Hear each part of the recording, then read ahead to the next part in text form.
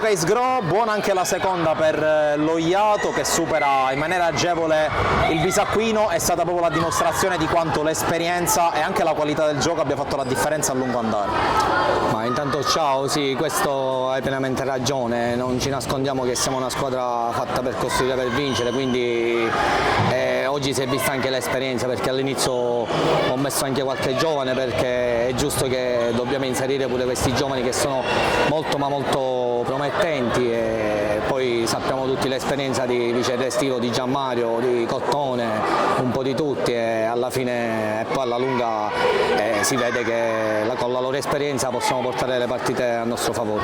Ecco, possiamo dire che al di là della forza dei singoli, il vantaggio sulla carta almeno di questo Ogliato sia proprio il fatto di avere tante frecce al proprio arco, il fatto di non avere soltanto 4 rincalzi, ma comunque un roster molto lungo e molto forte. Sì, io ho un roster di 12-13 giocatori, tutti che li faccio ruotare durante la partita, però a volte ci sono pure quelle partite, vedi Marsala, che certe volte devi mettere quei 4 di esperienza per vincere la partita, come abbiamo fatto sabato, però il campionato è ancora lungo, siamo un gruppo veramente che siamo uniti, affiatati, si è visto pure oggi, nell'8-0 esultiamo, siamo veramente un bellissimo gruppo. Ecco, un occhio un po' più ampio su questo campionato, già si sono giocate le prime 2 giornate, quali sono secondo te le insidie più grandi per cercare di portare a casa questo obiettivo? Ma le insidie più importanti sono, appena si arriva con delle squadre che sono al vertice come noi, di non sbagliare la partita, di allenarci sempre come stiamo facendo, di non avere infortunati, e poi come ho detto sempre il campo dirà la sua risposta, però io sono molto positivo sul mio gruppo e spero tanto di portare a termine questo lavoro.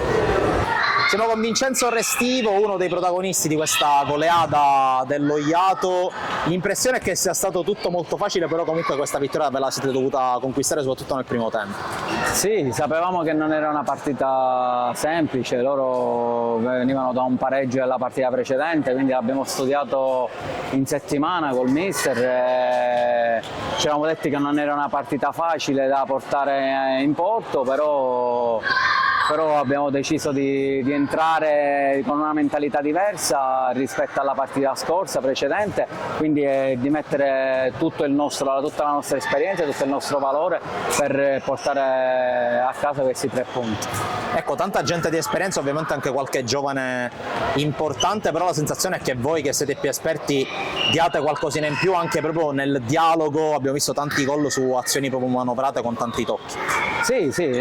noi ci mettiamo a disposizione dei giovani perché sono loro che devono crescere. Abbiamo 4-5 giovani che secondo me tutte le squadre ci invidiano, noi con la nostra esperienza ed età di tanti anni passati a giocare questo sport cerchiamo di trasmetterla a loro,